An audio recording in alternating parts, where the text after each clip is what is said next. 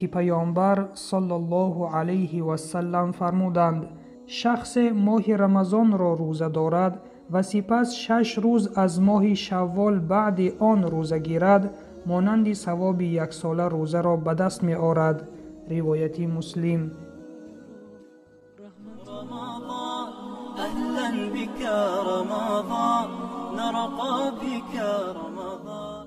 علما در شرح این حدیث می گویند هر شخص مسلمانی که ماه رمضان را با اخلاص روزه بگیرد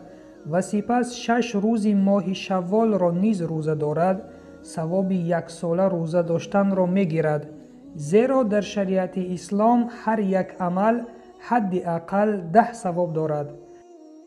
پس 1 ماه رمضان ثواب 10 ماه را دارد